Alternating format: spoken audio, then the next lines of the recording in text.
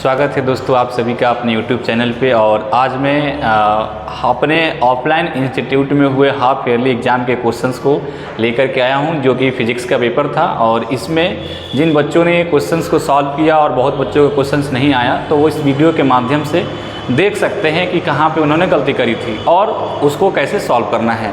उसके बाद खुद ही भी आप अपना नंबर भी चेक कर सकते हैं कि हम इस वीडियो में और इस वीडियो के अकॉर्डिंग आप कितना नंबर पा रहे हैं। तो इसी क्रम में शुरुआत करते हैं। जो आपका पहला क्वेश्चन, जो कि मल्टीपल चॉइस क्वेश्चन, बिल्कुल CBSE पैटर्न पर आधारित ऐसे क्वेश्चन हम लोग लगाए थे, तो उस तरीके से हम शुरू करते हैं। Class 11th half yearly section A की बात करता हूँ। सेक्शन ए में केवल और केवल आपको मल्टीपल चॉइस क्वेश्चंस मिलेंगे जिनको 1 नंबर देना था, ठीक है। जिसमें पहला क्वेश्चन आया था, in SI system the fundamental units are. सबसे पहले बात करते देखो SI सिस्टम आया है, और हमने पहले ही जब शुरुआत में यूनिट एंड डायमेंशन पढ़ाया था उसमें SI सिस्टम का जिक्र किया था। SI का मतलब होता है इंटरनेशनल सिस्टम, ठीक है। दुनिया में कहीं भी जाओ, कहीं भी अगर ये सिस्टम आपको पता है तो सभी लोग उसको पहचान जाएंगे। जैसे कि मीटर है, ठीक है, चलो देख लेते हैं। मीटर है, किलोग्राम है, सेकंड है, एम्पियर है, केल्विन है, मोल एंड वॉट है। वॉट देखो यहाँ पर एक वॉट आ गया, ठीक है। और वॉट क्या होता है? पावर की यूनिट होती है, और पावर होता है डिराइव्ड क्वांटिटी। तो इसका मतलब ये ऑप्शन क्या हो गया भाई? गलत है, ठीक है। बी पे आ जाओ। मीटर है, न्यूटन है, सेकंड है, एम्पियर है, केल्विन है, मोल है, कैंडिला है। आप देख सकते हो न्यूटन किसका यूनिट है? फोर्स का, ठीक है। एम्पियर तो ठीक है, चलो ये भाई सेकंड है फंडामेंटल, एम्पियर है फंडामेंटल, केल्विन है फंडामेंटल, मतलब SI। अब मोल और कैंडिला ये सब तो ठीक है, लेकिन आपका न्यूटन आ गया फोर्स, तो ये भी आपका पूरा SI सिस्टम में, ठीक है। नहीं, ये फंडामेंटल में SI सिस्टम में न्यूटन होता है, लेकिन फंडामेंटल का यूनिट नहीं है, ठीक है। बात करते हैं सी वाले में, ठीक है। Metre, kilogram, second, coulomb, kelvin, mole, candela and horse power. अब देखो बाकी मीटर भी फंडामेंटल यूनिट का क्वांटिटी का यूनिट है, किलोग्राम भी फंडामेंटल, सेकेंड, कूलम भी, केल्विन भी, मोल भी, कैंडिला भी, और लेकिन हॉर्स पावर किसका यूनिट है? पावर का यूनिट है, जो कि SI सिस्टम में फंडामेंटल के लिए सही नहीं होता है। तो ये ऑप्शन सी भी क्या हो गया? रॉन्ग हो गया, ठीक है। Option D. अब तो एक ही बचा ही, तो देख सकते हैं metre, kilogram, second, ampere, kelvin, mole and candela. तो आप देख सकते हैं सभी के सभी जितने भी इसमें यूनिट हैं वो सभी के सभी फंडामेंटल क्वांटिटी के हैं, जो फंडामेंटल यूनिट्स कहे जाएंगे, ठीक है। तो ये पहला क्वेश्चन आप देख सकते हैं, पहले का ऑप्शन डी सही है। अब आते हैं, बात है क्वेश्चन नंबर 2 की। इसमें क्या है? कह रहा है वेक्टर ए जो है AXI cap, AY J cap और AZ K कैप है, और वेक्टर भी दे रखा है BXI cap, BY J cap, BZ K cap. Then the cross product of vector A cross vector B is given bye.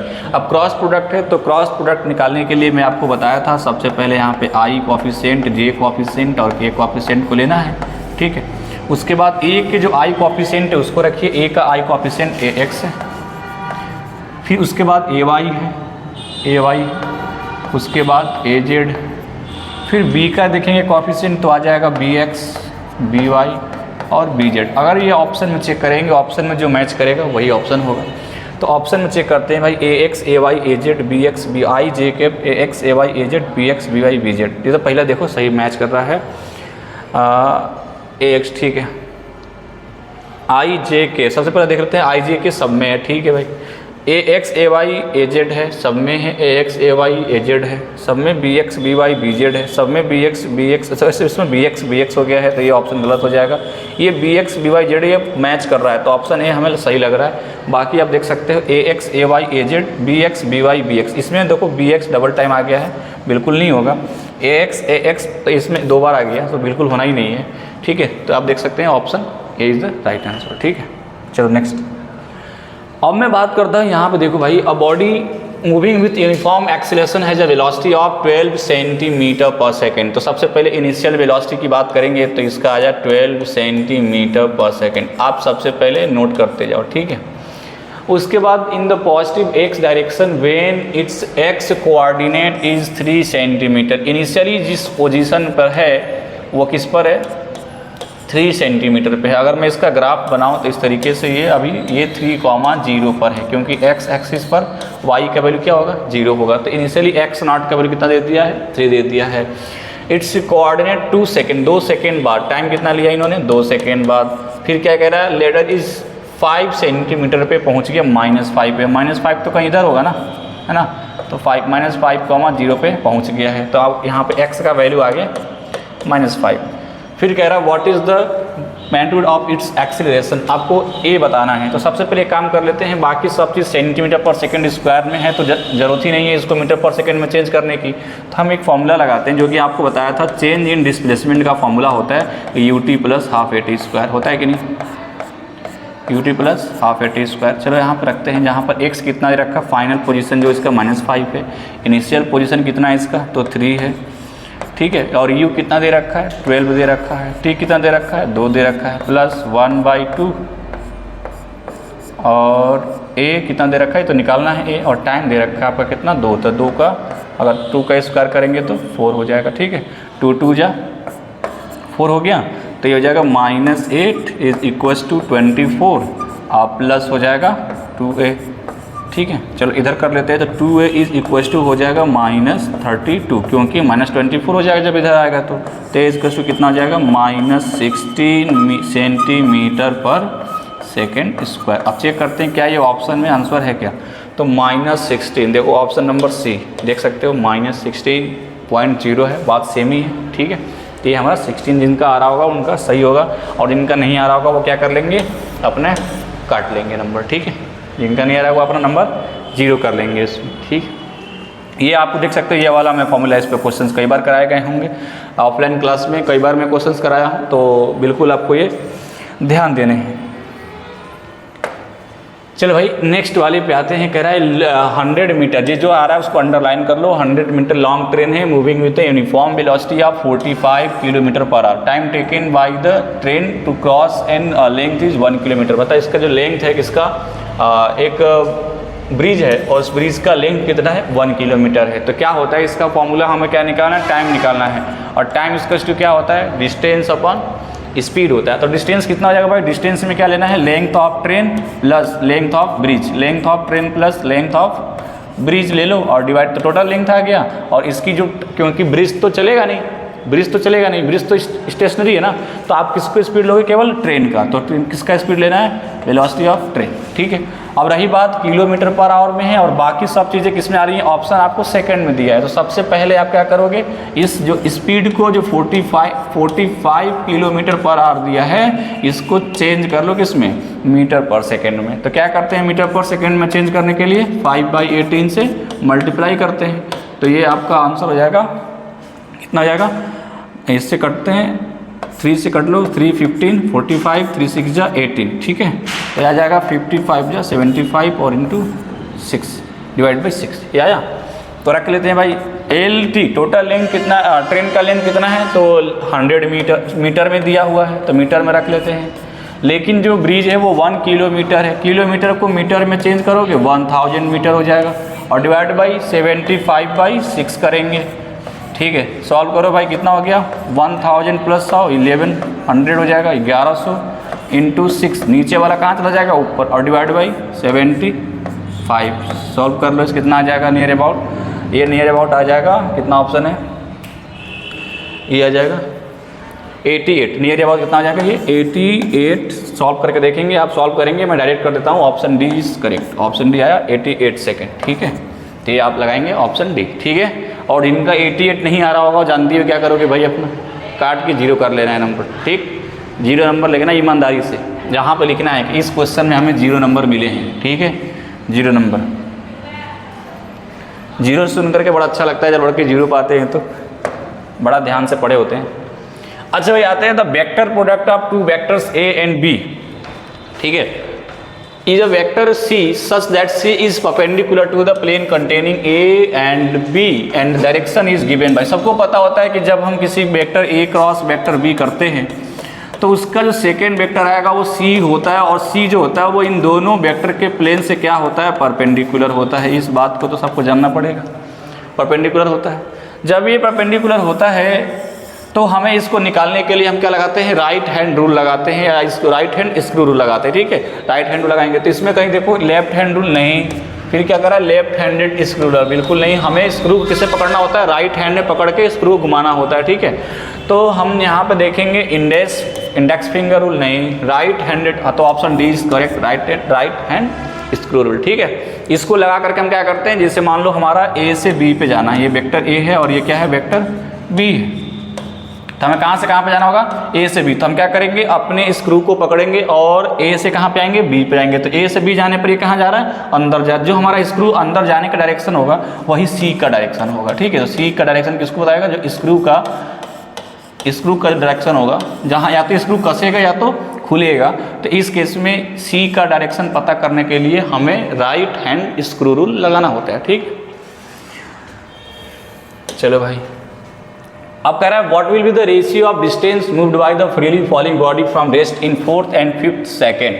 ये रेस्ट से start हुआ है तो इनिशियल वेलोसिटी दोनों का 0 होगा, पहली बात, ठीक है। और हम इसका एक शॉर्टकट आपको बताते हैं। पहले तक काम करो, हम एक फॉर्मूला जानते हैं sir, S is equal to U T plus half A T square या जी टी स्क्वायर, जो भी होगा, ठीक है।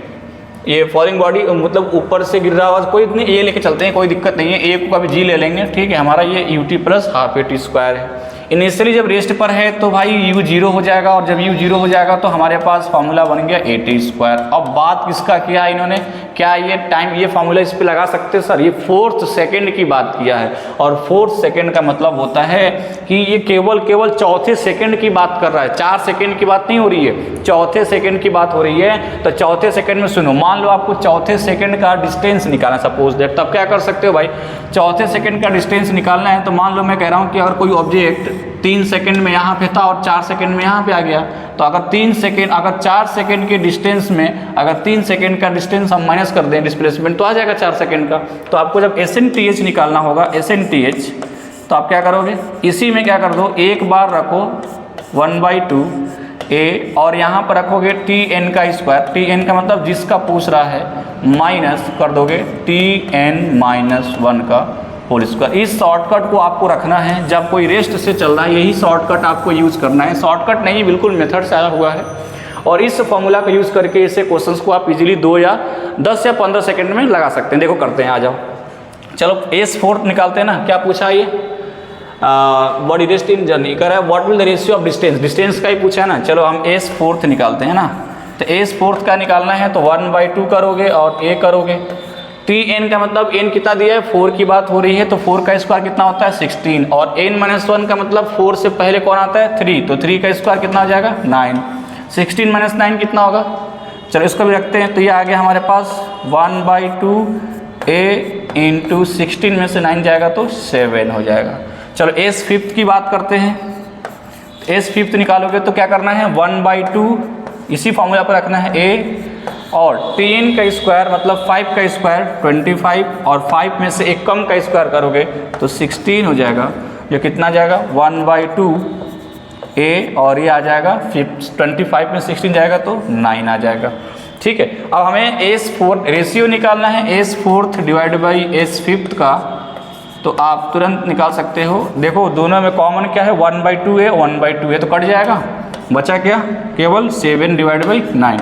तो ऑप्शन में अगर रेशियो की बात करेंगे तो रेशियो आ जाएगा 7/9। तो 7/9 देखो कहीं है, हाँ ऑप्शन सी है। इसका मतलब कि ऑप्शन सी हमारा क्या है, राइट आंसर है, ठीक है।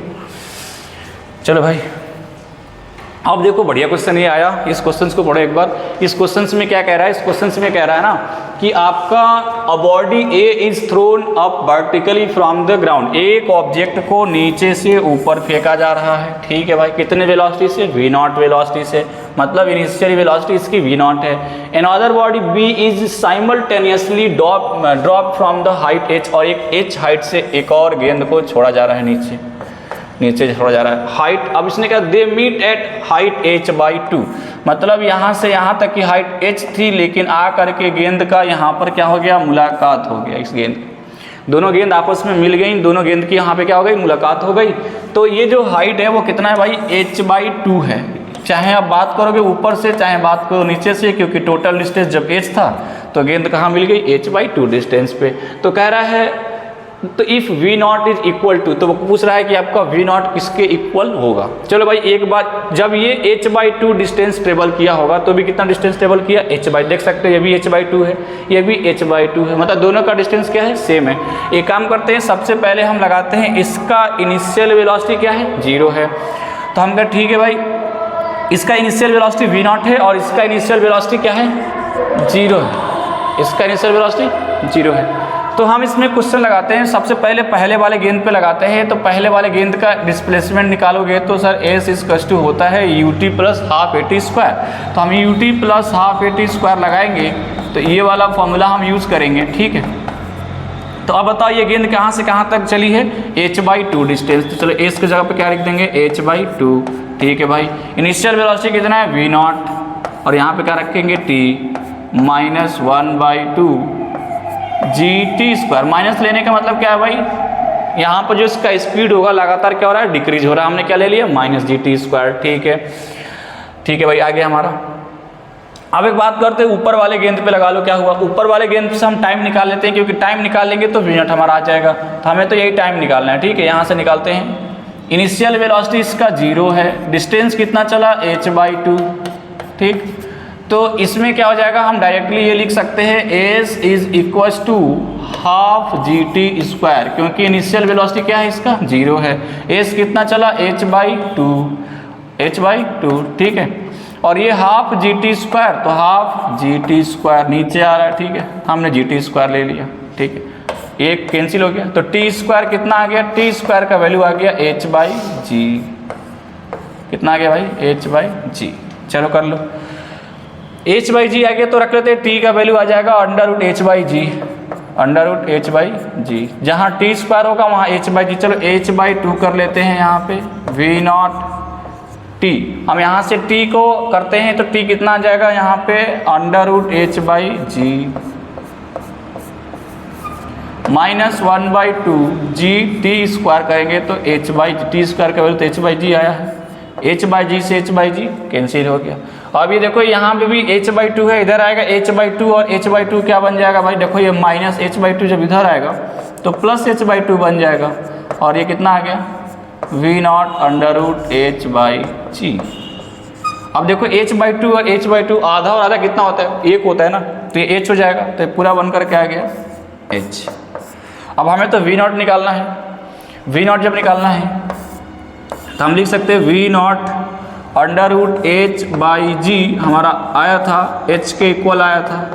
तो जब हम v0 निकालेंगे तो ये हो जाएगा h √g/h।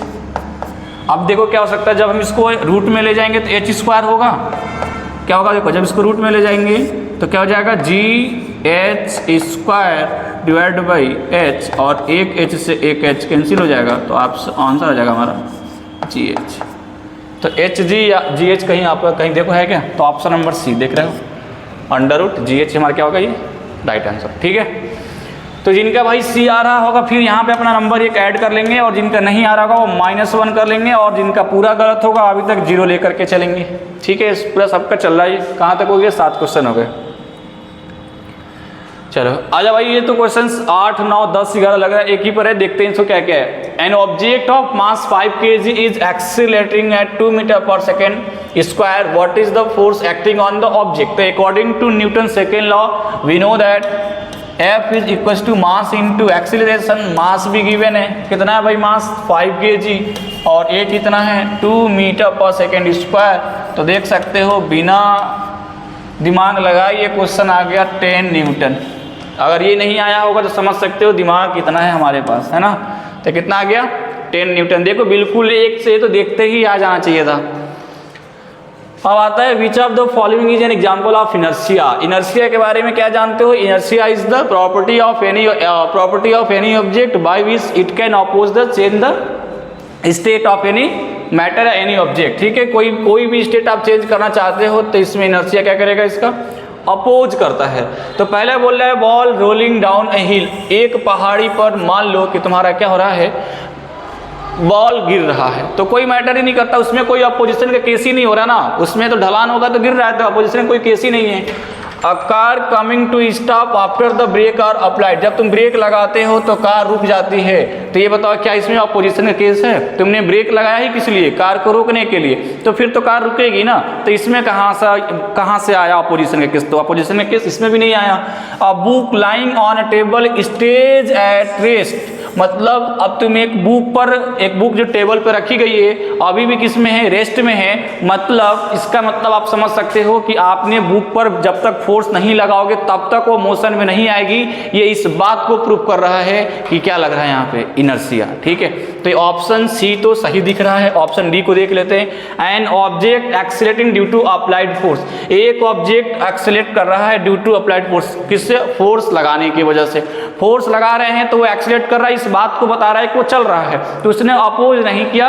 अपोजिशन का केस इसमें नहीं आ रहा है, तो हम ज्यादातर केस किसको देंगे, ऐसे एक ऑप्शन हो सकता था, लेकिन फिर भी हम ये करें कि यहाँ पे अपोजिशन का कहीं पे केस नहीं दिख रहा है, तो हम कौन सा ऑप्शन लेंगे, ऑप्शन सी हमारा यहाँ पे सही होगा। ठीक है, चलो 10 नंबर की बात करते हैं। If no external force is applied to an object the object continue to move, जब हम किसी ऑब्जेक्ट पे कोई फोर्स नहीं लगाएंगे तो क्या वो हमेशा कंटिन्यू मोशन में रहेगा, बिल्कुल नहीं रहेगा। तो ये भी ऑप्शन मूव नहीं कर रहा है कि if no external force is applied to an object, कोई भी फोर्स अप्लाई नहीं किया गया है, तो क्या ये कंटिन्यू मूव कर सकता है, कर सकता है, बशर्ते वह मूवमेंट में होगा। तो अब इसने ये बात तो बोला नहीं है कि ऑब्जेक्ट रुका हुआ है, कहीं ये बात बोला तो नहीं है। इसका मतलब ये ऑप्शन एक टाइम पर हो सकता है यदि कोई ऑब्जेक्ट मान लो टर्मिनल वेलोसिटी से आ रहा है, क्रिटिकल वेलोसिटी से आ रहा है। जैसे मान लो कोई ऊपर से कोई ऑब्जेक्ट आ रहा है जिसकी वेलोसिटी कांस्टेंट हो गई है, दोनों फोर्स बराबर हो गए। इस केस में नेट फोर्स तो जीरो है, कोई फोर्स नहीं लग रहा, लेकिन इसके पास क्रिटिकल वेलोसिटी होगी।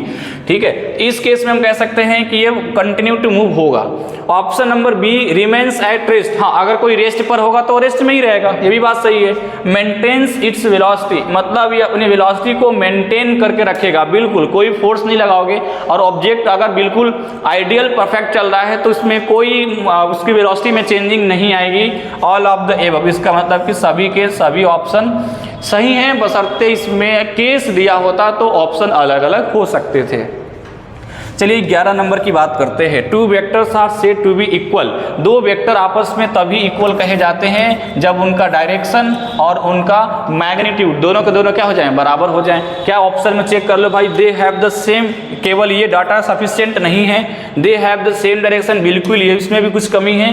They have the same direction and magnitude, ये ऑप्शन सी सही है क्योंकि इन्होंने दोनों बात को रखा है। ठीक है, दे हैव ऑपोजिट डायरेक्शन, बिल्कुल नहीं, ये इक्वल नहीं होंगे क्योंकि इनका डायरेक्शन क्या हो गया, अलग। बात वेक्टर की हो रही है तो वेक्टर्स में दो चीज़ें होती हैं, एक होता है मैग्नीट्यूड और एक होता है डायरेक्शन, दोनों के दोनों क्या होना चाहिए, सेम होना चाहिए। ठीक है, चलो भाई 12 नंबर की बात करते हैं। The cross product of two parallel vector is, कह रहा है क्रॉस प्रोडक्ट के बारे में बात कर रहा है, तो किसके इक्वल होता है, पैरेलल वेक्टर्स। पैरेलल वेक्टर्स का मतलब angle between two parallel vector is 0 degree. Then the value of, if you know the formula of cross product, what is the formula, vector A cross vector B is equals to A B sine theta, A B sine theta और N cap is the perpendicular vector.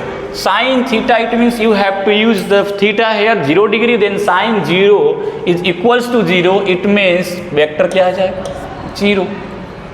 ठीक है, तो option तो यही सही है। अच्छा भाई, अब आते हैं असर्शन रीजन क्वेश्चन। ज़्यादातर जो बच्चे आजकल फंस रहे हैं क्वेश्चन में, केवल 11-12 की बात नहीं कर रहा, बड़े बड़े कंपटीशन के एग्जाम में, वहाँ पर जो बच्चों के जो सबसे बड़ी मेजर जो प्रॉब्लम है वो है असर्शन रीजन्स क्वेश्चंस। ठीक है, ये क्वेश्चन ऐसे होते हैं कि आप पूरा जानते हुए भी गलत लगा करके आते हो। आओ शुरू करते हैं, असर्शन रीजन क्या कह रहा है। इसमें बोला है, इसने एक गाइडलाइन दिया हुआ है कि यदि both A and R true and R is the correct, मतलब सबसे पहले आपको क्या करना है कि इस वाले ऑप्शन को आप तभी लगाएंगे जिसमें ए मतलब असर्शन भी सही हो और रीजन भी सही हो, और आर मतलब जो रीजन है वो करेक्ट एक्सप्लेन कर रहा हो किसको, स्टेटमेंट को, इस तभी आप ऑप्शन लगाएंगे। ऑप्शन भी आप तब लगाएंगे जब आपका स्टेटमेंट असर्शन भी सही है और आर भी सही है, but R is the not correct explanation of A, लेकिन आर उसका एक्सप्लेन नहीं कर पा रहा है, उस केस में आप बी लगाओगे। अब ये A is true but R is false, मतलब ये आप तब लगाओगे जब इस असर्शन तुम्हारा सही है, और रीजन उसका गलत दिया गया, मतलब रीजन का कोई ताल्लुकात ही नहीं है रियल स्टेटमेंट से। याद रहे, रियल स्टेटमेंट से मतलब कि फिजिक्स के लॉ से कोई उसका लेना देना नहीं है। उस केस में आप ये वाला ऑप्शन लगाओगे, सी लगाओगे। और ऑप्शन डी कब लगाओगे? A is false but R is true, ये आप तब लगाओगे जब ए मतलब खुद स्टेटमेंट ही गलत है लेकिन रीजन उसका सही दिया गया है, या रीजन सही का मतलब क्या है, रीजन एक फिजिक्स का लॉ है। उस केस में आप ऑप्शन डी लगाओगे। चलो शुरू करते हैं। पहला क्वेश्चन आया है इसी पर। If vector A dot vector B is equals to vector B dot C then A may not always be equal to C. चलो इसको बात करते हैं भाई, इस पर थोड़ा सा बात करते हैं। क्या बोला इन्होंने? Vector A dot vector B is equals to vector B dot vector C. तो कह रहा है कि क्या ए जो होगा वो may not be equal to C. हाँ, ऐसा हो सकता है। चलो मान लेते हैं कि इसको हम लिखेंगे ए बी कॉस थीटा, है ना, और इसको लिखेंगे B C cos theta, theta 1 cos theta 2। केवल और केवल जो ये प्रोडक्ट है केवल ए और बी और सी पे तो डिपेंड नहीं कर रहा है। ये किस पे डिपेंड कर रहा है? कॉस थीटा पर भी डिपेंड कर रहा है। अगर इनका कॉस थीटा 1 कॉस थीटा 2 अलग अलग हो गया तो हम कैसे कहेंगे कि हमारा ए और, अगर ये थीटा सेम होता तब तो हम कहते हैं कि चलो भाई बी से बी कट गया और ए और सी बराबर हो जाएंगे। लेकिन अभी हम इस ए के बारे में ये नहीं कह सकते कि ए और सी दोनों आपस में क्या होंगे, बराबर होंगे। क्यों? क्योंकि इसमें क्या जुड़ा हुआ है, कॉस थीटा 1 और कॉस थीटा 2। इसको एग्जाम्पल समझ सकते हो। अगर मान लो थीटा 1 यहाँ पर 30 डिग्री दिया है और यहाँ पर थीटा 2 60 डिग्री दिया हुआ है, तो क्या हम ए को ए बी कॉस थीटा और बी सी कॉस थीटा को इक्वल कैसे करेंगे? हमारे लिए क्या करना पड़ेगा, सी को अलग लेना पड़ेगा और ए को अलग लेना पड़ेगा, तभी तो जाकर के इक्वल होगा ना। तो इसीलिए यहाँ पर ये कोई ज़रूरी नहीं है कि ए डॉट बी और बी डॉट सी में ए हमेशा सी के इक्वल ही होगा। तो इसका मतलब कि असर्शन तो इनका सही है। अब रीजन की बात करते हैं। The dot product of two vectors involves cosine of the angle between the two vector, जो मैंने अभी बात करी थी। इसका मतलब कि जो इनका रीजन है वो ये बता रहा है कि डॉट प्रोडक्ट केवल और केवल उनके वैल्यू पर डिपेंड नहीं करता, बल्कि ये भी डिपेंड करता है कि उनके बीच में कॉस थीटा कितना है ना। तो इसीलिए रीजन भी सही है। मतलब ये दोनों स्टेटमेंट और रीजन सही हैं, और ये रीजन इसका एक्सप्लेन भी कर रहा है कि हाँ, ये जो आपका ए डॉट बी है और बी डॉट सी है वो तभी इक्वल होगा जब ये आपका थीटा इक्वल होगा। इसका मतलब ए और आर दोनों सही हैं। तो इसमें कौन सा ऑप्शन मारेंगे? ऑप्शन ए इसके लिए लगा देंगे। तो इसके लिए ऑप्शन कौन सा आएगा? Option A. अगर 14 की बात करें तो ये क्या कह रहा है? The division of vector by another vector is not defined. Origin कह रहा है the division of vector by direction is not possible. बिल्कुल बात सही है कि हम वेक्टर को डिवाइड इसलिए नहीं कर सकते क्योंकि उसमें डायरेक्शन होता है, और डायरेक्शन को डायरेक्शन से डिवाइड करने का कोई लॉजिक ही नहीं बनता है। ईस्ट को ईस्ट से डिवाइड कैसे करा जा सकता है? इसका मतलब कि ये भी आपका असर्शन रीजन में division of vector by direction is not possible. दोनों रीजन सही हैं। ये बात सही है कि ये स्टेटमेंट भी सही और आर भी सही, और ए आर को क्या कर रहा है? एक्सप्लेन कर रहा है। तो हम कौन सा ऑप्शन लगा देंगे? इसमें भी ऑप्शन ए लगा देंगे। 15 की बात करते हैं। Two particle of different mass projected with same velocity the maximum height attained by both the particle will be same. ये कह रहा है कि अगर आप किसी भी दो पार्टिकल्स को अलग अलग मास से उनको प्रोजेक्टाइल करते हो अलग अलग सेम वेलोसिटी से, तो maximum height attained by the both particle will be same होगा। क्यों? क्योंकि हमें पता है कि सर हाइट में और रेंज में और कहीं पर मास का कोई फॉर्मूला नहीं आता है। एच मैक्स के फॉर्मूला में कहीं भी आपका मास का यूज नहीं है। तो हम कह सकते हैं you square sine square theta divide by 2g। बताओ इसमें कहीं भी मास है क्या? कहीं मास नहीं है ना। तो जब मास नहीं है तो हम कह सकते हैं कि मास से कोई मतलब ही नहीं है। तो हमारा ये पहला स्टेटमेंट जो इन्होंने बोला है असर्शन का वो तो सही है। ठीक है। अब कह रहा है कि maximum height of projectile is independent of particle mass. बिल्कुल सही है। इसका मतलब इसका भी ऑप्शन कह रहा है mass is equal to maximum height attain by the projectile. बिल्कुल इसका भी ऑप्शन ए ही लगाएंगे क्योंकि असर्शन भी सही है, रीजन भी सही है, और आर इसका क्या कर रहा है? करेक्ट जो एक्सप्लेनेशन कर रहा है। तो ये हमारा 50 नंबर का भी ए ही होगा। ठीक है। 16 नंबर की बात करते हैं। Generally the path of projectile from the earth is parabolic but it is elliptical for projectile going to very large height. Reason the path of projectile is independent of the gravitational force of earth. चलो कह रहे हैं कि generally the path of projectile from the earth is parabolic. बिल्कुल सही बात है, अगर हमने पढ़ा भी है कि जो हम यहाँ से ऑब्जेक्ट को फेंकते हैं एंगल पे तो पैराबोलिक पाथ बनाता है। ये पैराबोलिक पाथ हम तब कर पाते हैं जब हम सभी जगह g का एक कांस्टेंट वैल्यू लेकर चलते हैं कि g ही लग रहा है, ठीक है। अगर ये g लग रहा है तो ये पैराबोलिक हो गया। लेकिन अगर ये ग्रेविटेशनल फोर्स बहुत हाइट की बात की जाए, लंबे हाइट की बात की जाए, तो क्या g का वैल्यू सभी जगह सेम होगा? बिल्कुल सेम नहीं होगा। इनिशियल पॉइंट पे अलग होगा, उसके बीच के पॉइंट पे अलग होगा, उसके अदर पॉइंट पे अलग होगा। मतलब हर एक पॉइंट पर अलग अलग ग्रेविटेशन होने की वजह से ये एक नया पाथ फॉलो करेगा, जो कौन सा पाथ होता है? इलिप्टिकल। लेकिन ये पाथ फॉलो किसकी वजह से कर रहा है? ग्रेविटेशनल फोर्स से। तो हम ये कह सकते हैं कि चलो स्टेटमेंट तो ठीक है, असर्शन ठीक है इसका, लेकिन जो रीजन बोल रहा है the path of projectile is independent of the gravitational force, बिल्कुल गलत है। क्योंकि ये प्रोजेक्टाइल मोशन बनाने का मेन रीजन ग्रेविटेशनल फोर्स था। अगर ये ग्रेविटी नहीं होती तो बिल्कुल ऊपर निकल के चला जाता, ये एंगल पे ही चला जाता है ना। तो हम कह सकते हैं कि इसका जो असर्शन सही है, लेकिन आर बिल्कुल गलत है। तो हम इसमें क्या करेंगे? ऑप्शन सी लगा देंगे। तो इस तरीके से हमारा मल्टीपल चॉइस क्वेश्चंस के सारे जो क्वेश्चन थे वो लगभग सॉल्व हो गए, है ना।